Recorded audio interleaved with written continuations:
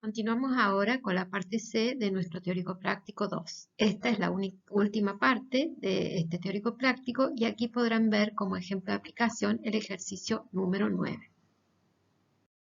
Muchas veces la magnitud que queremos calcular proviene de la suma o de la resta o de la suma algebraica de varios términos, más que dos.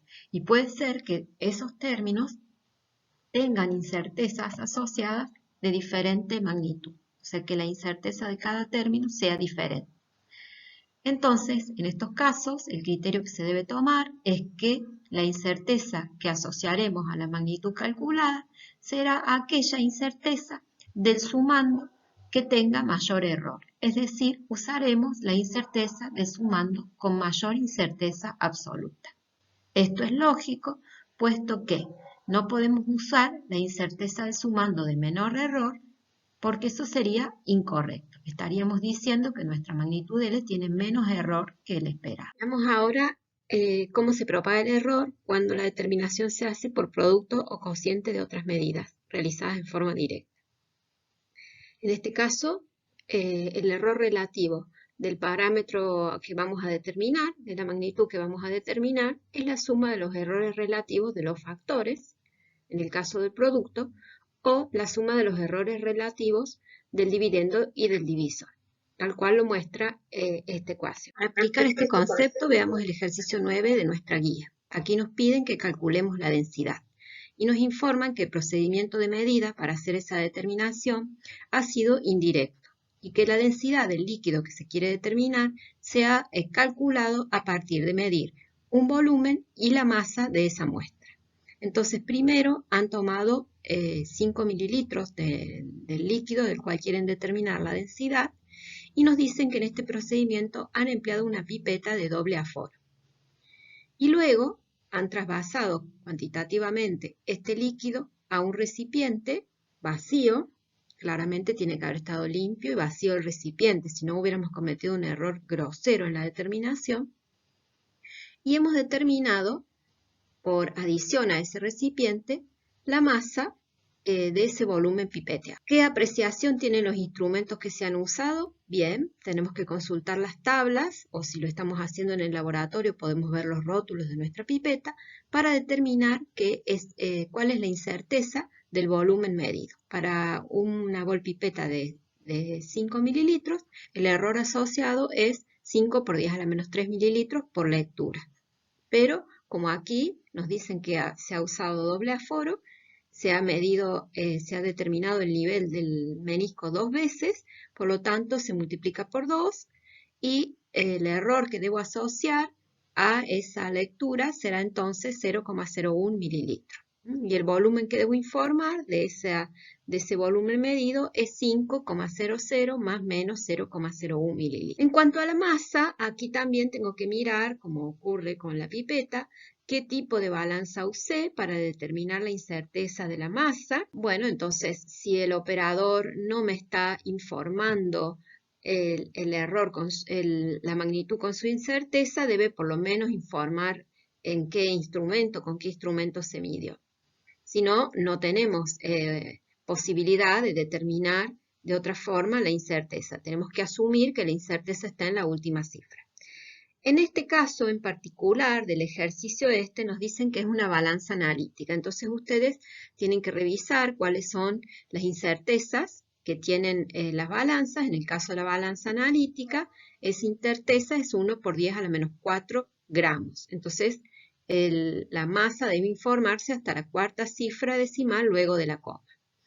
Acá es muy importante que esté muy claro el procedimiento de medida para que nosotros podamos determinar perfectamente cuántas veces hubo que determinar una masa para llegar a la determinación final.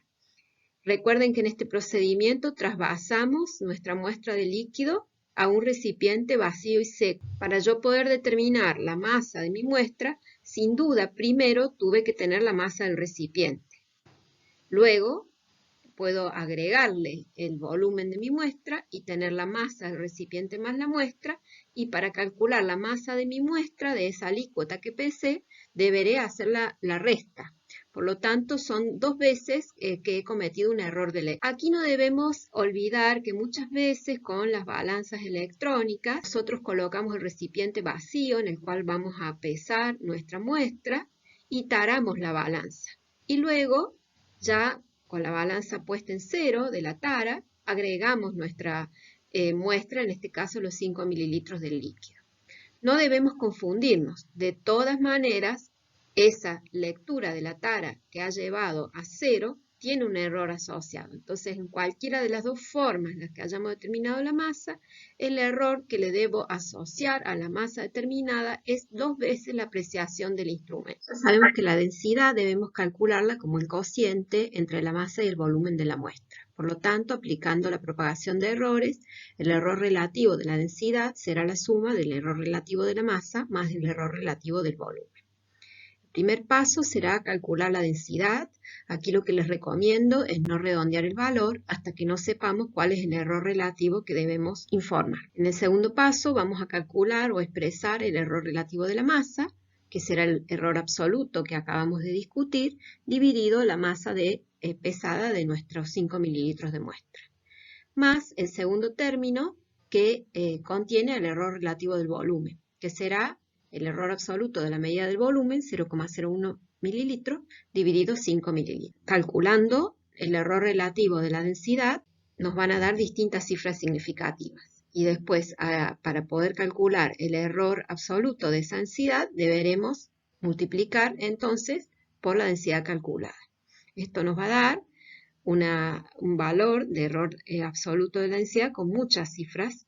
No son todas significativas, yo no puedo informar ese error absoluto de la densidad como con todas esas cifras porque ya sé que no puedo poner más cifras de las que me permiten los instrumentos de medida que empleé para esa determinación.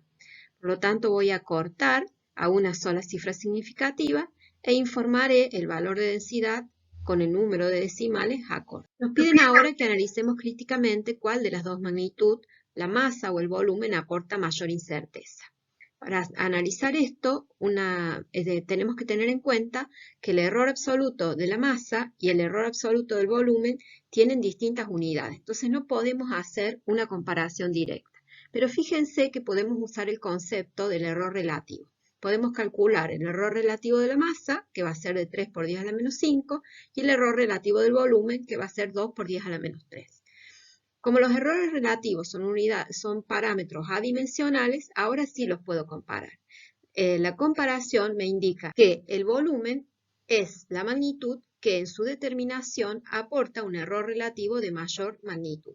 Por lo tanto, ese error relativo que yo tengo en cuenta para calcular el error relativo de la densidad es el término que aporta mayor contribución. Nos preguntan ahora qué se nos ocurre, qué modificación del experimento haríamos para disminuir la incerteza de la densidad. Entonces, analizando que el error relativo del volumen es la fuente de la mayor contribución al error de la densidad, lo que tenemos que hacer es, por una parte, trabajar en disminuir el error relativo del volumen. ¿Cómo podemos hacer esto?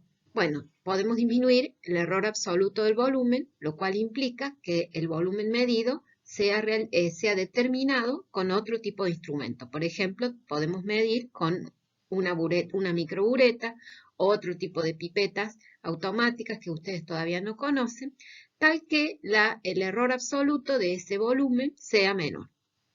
Esa es una alternativa y entonces vamos a hacer el experimento de la misma manera, solo que la alícuota la vamos a medir con otro instrumento para medir volumen. Alternativamente, podemos trabajar, si no tenemos en el laboratorio otros instrumentos y tenemos solo eso, podemos aumentar el tamaño de la muestra, porque aumentando el tamaño de la muestra, los errores relativos de la masa y del volumen van a disminuir y por lo tanto el error relativo de la determinación va a disminuir también. Por ejemplo, en este caso yo les hice el cálculo de repetir el experimento de la misma manera, solo que en lugar de usar una alícuota de 5 mililitros, usar una alícuota de 50 con una bolpipeta que tuviera capacidad para 50 mililitros. En ese caso, si ustedes buscan la tabla del error asociado por lectura de una bolpipeta de 50 mililitros, y lo multiplican por 2 y calculan el error relativo del volumen, les va a dar 8 por 10 a la menos 4. Y el error relativo de la masa, ya que hemos aumentado el volumen, la masa también aumentó, daría 3 por 10 a la menos 6. Entonces, si ustedes ven, los dos errores relativos han disminuido por aumentar el tamaño de la muestra. Entonces, esto es muy importante. En el laboratorio no siempre podemos acceder a un instrumento que tenga una sensibilidad, una apreciación muy pequeñita, o una sensibilidad para la determinación muy elevada. Entonces lo que podemos hacer, si es que tenemos muestra, es trabajar con un tamaño de muestra mayor. Muchas veces en el laboratorio calculamos una magnitud a partir de aplicar la potenciación o radicación sobre una magnitud medida directamente. En este caso, por ejemplo, cuando yo quiero determinar una magnitud a partir de otra aplicando un exponente, el error relativo de la magnitud que yo determine será n veces el error relativo de la magnitud medida por la vía directa. Y en el caso de la radicación, el error relativo de la magnitud que yo determine será igual a 1 sobre n, siendo n aquí el factor exponencial, por el error relativo de la magnitud medida directamente. Pongamos un poquito en práctica estas reglas con el siguiente ejemplo que les voy a mostrar. En este ejemplo se ha definido o se ha pretendido calcular la densidad de una esfera. Para calcular la densidad de una esfera se utilizó el método de medir la masa y su volumen, pero no se midió el volumen directamente, sino que en el proceso de medida nos dicen que usaron una balanza de precisión de 0,01 gramos para determinar por pesada simple 5 veces la masa de la esfera. Y el radio de la esfera lo determinaron, no nos indican cómo, pero nos dicen cuál es la magnitud del radio y el error asociado. Entonces tenemos que primero calcular la masa para esa esfera. En este caso, como la medida no fue una única medida, sino que se realizaron 5 réplicas, yo debo calcular para esas 5 réplicas el valor de masa promedio y su desviación estándar. Fíjense aquí en esta tabla, entonces les pongo n, es el número de cada uno de los experimentos o réplicas, y la masa la expreso en gramos. Fíjense que respeto la precisión de la balanza, o sea que voy a poner 2 lugares después de la coma. Por ejemplo, la masa 14,30, le informaré 14,30 más menos 0,01 gramos. Con todo ese conjunto de valores, lo que tengo que aplicar es calcular la masa promedio. Como ya lo vimos, el valor será 14,4 y calcularé la desviación estándar, que es 0,26077. Entonces luego lo que debo hacer es informar apropiadamente la masa promedio con su error. Fíjense entonces que no puedo informar la desviación estándar con todas sus cifras porque debo respetar solo una cifra significativa. Entonces debo redondear a una cifra, como el último número que corto es 6, voy a redondear a 0,3 y entonces la masa promedio que voy a informar va a ser 14,40 más menos 0,3 gramos. Fíjense que aquí el hecho de que el operador haya determinado la masa varias veces le ha sumado a la incerteza de la medida no solo la incerteza del instrumento, sino los errores que introduce el propio operador con su método. Y es por eso que en este caso la desviación estándar es mayor que la apreciación del instrumento que se utilizó para cada determinación directa. Ahora que ya tenemos determinada la masa, vamos a calcular el volumen a partir de la información que tenemos, que es el radio. El volumen de una esfera se puede calcular con esta fórmula, 4/3 de pi por radio al cubo. Aplicando esa fórmula, el volumen que podemos determinar sin informarlo con cifras significativas es 4,18879 centímetros cúbicos. Ahora debemos calcular el error asociado a ese volumen. Como lo que hemos aplicado es en la fórmula, es una constante, 4/3 es una constante, pi es una constante, por radio al cubo, tenemos que aplicar aquí la propagación de errores que corresponde a una magnitud determinada a través de otra elevado a una potencia. Aquí la magnitud L es el volumen, y X es el radio, y N es el valor de 3, que corresponde a haber elevado el radio al cubo. Para este caso, entonces, el error relativo del volumen será igual a 3 veces el error relativo del radio. Entonces, reemplazando el error absoluto del volumen que obtengo a partir de esta ecuación será 3 por delta de R sobre R por 4/3 de pi por radio al cubo. Entonces, reordenando un poquito, voy a simplificar este valor de radio con este de aquí y vamos a tener una expresión en donde el error absoluto del volumen es 4 por pi por el radio al cuadrado por delta de R. A partir de esa expresión yo calculo un delta de volumen que, informado con todas las cifras, es 1,25663. Para esta determinación de volumen yo debería informar una sola cifra significativa, por lo tanto debo redondear a 1, y el volumen que tengo que informar entonces será de 4 más menos 1 centímetros cúbicos, ¿sí? Fíjense aquí que como el radio va elevado al cubo, la incerteza del radio se propaga y tiene una fuerte incidencia en el error absoluto del volumen. Entonces, la masa y el volumen, vamos a determinar la densidad, tal cual lo hemos hecho antes. La densidad es la masa sobre el volumen, calculando, nos va a dar 343, 77, 46, por ahora no redondeo. Y el error relativo de la densidad lo calculamos como recién, la suma del error relativo de la masa más el volumen. Entonces, cuando calculo el error absoluto de la densidad, la voy a obtener multiplicando la densidad por la suma del error relativo de la masa más el error relativo del volumen. Y fíjense un detalle aquí, ¿no? Como al volumen, en el valor absoluto de su error, le he puesto 2 cifras significativas en lugar de 1. ¿Por qué es esto? Cuando hay que calcular varias cantidades para obtener un resultado final, las cantidades no tienen que redondearse demasiado, ya que se puede producir pérdida de información innecesaria. Entonces, una buena regla es dejar un dígito detrás de la última cifra significativa y dejar el redondeo cuando se llegue al resultado final. Es particularmente entonces importante posponer el redondeo hasta que el cálculo esté completo. Tenemos que dejar al menos un dígito extra más allá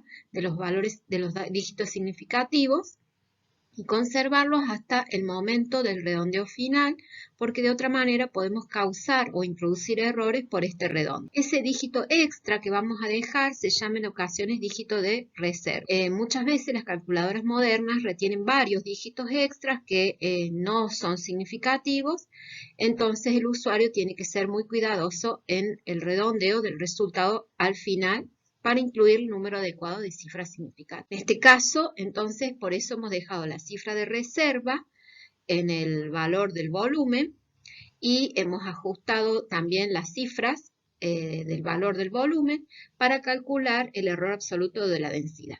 Y ahora sí, ese error absoluto que hemos calculado y nos da 1,136, lo vamos a redondear a una sola cifra significativa. Y fíjense que entonces la densidad la vamos a tener que redondear también a una cifra significativa, con lo cual deberemos informar que la densidad de esta esfera es 3 más menos 1. Es decir, que este método que se ha utilizado para calcular la densidad de la esfera prácticamente solo nos deja conocer el orden de la densidad. La gran incidencia que tiene el error del volumen determinado es lo que causa el error tan elevado de la densidad. Entonces, una alternativa sería medir con mayor certeza, es decir, disminuir el error absoluto del volumen. Porque si nos fijamos en el valor de partida, la incerteza del radio que incide sobre el volumen era del 10%. Entonces ya esa incerteza se va a propagar significativamente en el volumen y no vamos a poder llegar a una densidad con mucha certeza o con más de una cifra significativa. Ahora que ya hemos comprendido las fuentes de error durante un proceso de medida, podemos definir los términos exactitud y precisión. La exactitud es una indicación de cuán próximo está el valor de medida o la media de un conjunto de valores medidos de un valor real. Ustedes se preguntarán cómo voy a comparar el valor medido con el valor real cuando en realidad el valor real no lo conozco. Es por ello que la Organización Internacional de Estándares ha definido que la exactitud es el grado de concordancia entre el resultado individual y el valor de referencia aceptado. Un método que tenga una buena exactitud tendrá un valor próximo entre el valor medido o la media del conjunto de medidas y el valor de referencia o valor aceptado. Mientras que un método que tenga una mala exactitud tendrá una gran diferencia entre el valor medido o la media de un conjunto de valores y el valor de referencia aceptado. Para aplicar los conceptos de exactitud y precisión les he traído este ejemplo. Fíjense que aquí un valor verdadero real se informa como 12,22 centímetros. Ese es el valor real o aceptado. Se conoce con 4 cifras. La cuarta cifra es la que tiene la incerteza. Y ese valor real o aceptado fue intentado determinar por 4 métodos diferentes. En cada método se realizaron 3 réplicas, ¿sí? Repito, las réplicas, cuando hablamos de réplicas, hablamos repeticiones exactamente de la misma manera, de una misma determinación. En el primer conjunto de medidas se determinaron valores comprendidos entre 12,44 y 12,46. Si analizamos este valor, la media de ese valor será 12,45 y el intervalo de incerteza estará comprendido entre 12,44 y 12,46. Entonces, si lo comparamos a ese conjunto de valores con el valor real o aceptado, podemos ver 2 características. Primera característica es que se diferencia el valor real del valor informado. Y la segunda característica que vemos es que ese conjunto, bueno, es un poquito pequeño, pero ese conjunto de 3 valores son muy similares entre sí. Es decir, que en este caso los resultados de la medida son poco dispersos. Pero, sin embargo, el error tomado como la diferencia entre el valor real aceptado y la media de estos valores es significativo. Es decir, que en este caso el método tiene los resultados poco dispersos, pero el valor que obtengo con este método tiene un error asociado importante. En este caso, entonces, el método será preciso, pero no exacto. Hagamos de cuenta que tenemos los datos, los hemos representado como si fuera un conjunto de dardos en una diana. El centro de la diana contiene o contendría el valor real, verdadero o aceptado o de referencia, y los puntos verdes serían los resultados de la medida. Un método de baja exactitud y alta precisión, como el que acabamos de analizar, es un método en donde el conjunto de los puntos de medida son muy próximos entre sí o están poco dispersos, pero el grupo de datos tiene un sesgo. Y está, como en este caso, todos los puntos cercanos entre sí, pero por encima del valor verdadero, real o aceptado. Entonces, este método sería un método preciso, pero no exacto. En consecuencia, una medida de la precisión del método nos lo da la dispersión de los resultados y una medida de la exactitud del método nos lo da el error absoluto del método, que se puede calcular como la diferencia entre el valor real o aceptado y el valor promedio de las medidas. Veamos el segundo conjunto de datos. Fíjense aquí, los datos son 3 datos también y están distribuidos entre 12,08 y 12,36. O sea que si nos fijamos, este método tiene el conjunto de los 3 datos muy dispersos. Pero si comparamos con el método anterior y calculamos la media de este método, nos vamos a dar cuenta que la media de este segundo conjunto de datos es un valor muy cercano al valor real o aceptado, de manera tal que cuando yo calcule el error absoluto de ese conjunto de datos, como la diferencia entre el valor real aceptado y el valor promedio, yo voy a tener un valor de error pequeño. Por lo tanto, podré decir que el método es exacto, pero tendré una gran dispersión de resultados, por lo cual puedo decir que el método es poco preciso. si represento este tipo de métodos o de características de un método en mi diagrama de Diana, voy a ver que en este tipo de métodos que tienen buena exactitud y poca precisión, todos los resultados se ubican equidistantes del valor medio o promedio, de manera tal que los errores por exceso o por defecto se anulan entre sí y dan como resultado un método exacto. La diferencia entre el primer método nos mostró un sesgo y el segundo método nos mostró una dispersión aleatoria de los resultados. Podemos decir que entonces en el primer método, probablemente, debido a que el conjunto de datos eran muy próximos entre sí y tenía baja dispersión de los resultados, el error asociado al primer conjunto de medidas ha sido un error sistemático, que se ha repetido y que ha hecho o ha generado un sesgo del conjunto de datos. Mientras que en el segundo método podemos ver que no hay un sesgo, es decir, que no hay una tendencia de los datos a ser todos por encima o todos por debajo, pero están dispersos entre sí. Este tipo de medidas puede ser una medida que contiene principalmente errores aleatorios, aunque podría ser esos errores aleatorios, debido a que el método no es preciso, causado propio por el mismo método de medida o proceso de medida o por el operador. Veamos este tercer conjunto de valores. En este caso vemos que dos características principales. Los valores están dispersos entre sí, pero además la media de estos valores difiere del valor real o aceptado. Entonces, en este caso podemos decir que no solo que hubo una dispersión aleatoria de los resultados, sino que generó que el método tenga poca precisión, sino que también hubo muchos errores en este método, tal que el valor promedio se aleja del valor real o aceptado.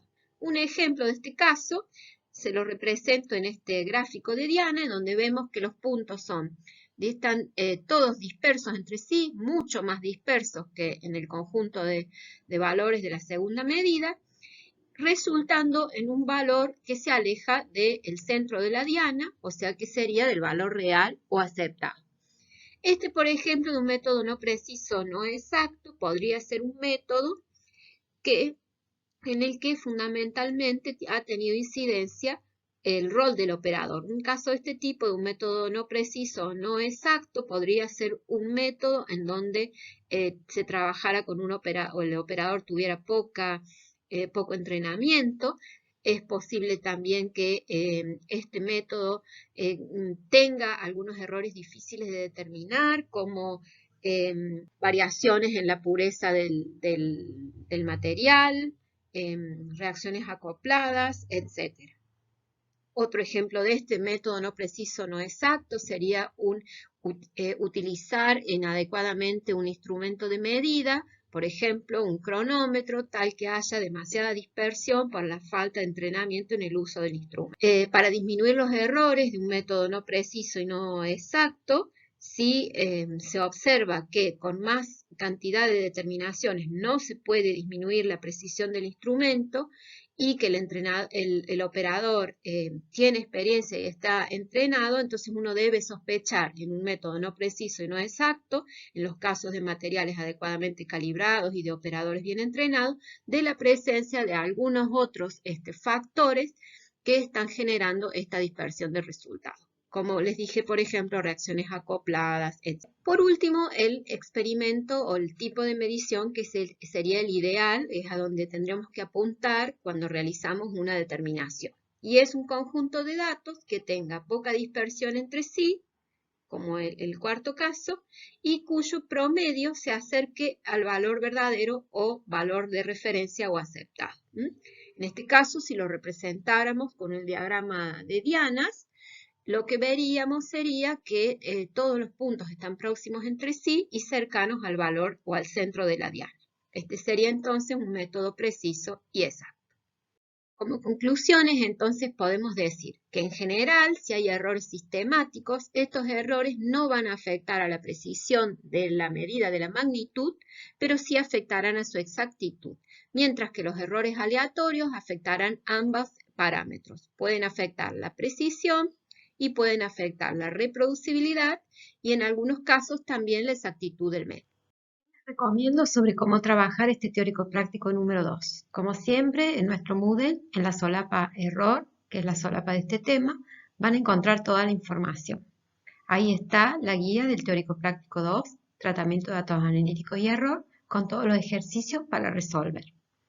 El video dividido en las 3 partes, A, B y C, al cual pueden acceder con sus cuentas @miunc.edu.ar. También encontrarán un archivo PDF que compila todas las diapositivas de los videos. Para las consultas sobre este teórico práctico, disponen de un foro llamado Tratamiento de Datos Analíticos y Error, que estará disponible en la semana de este tema, que es entre el 21 y el 25 de marzo.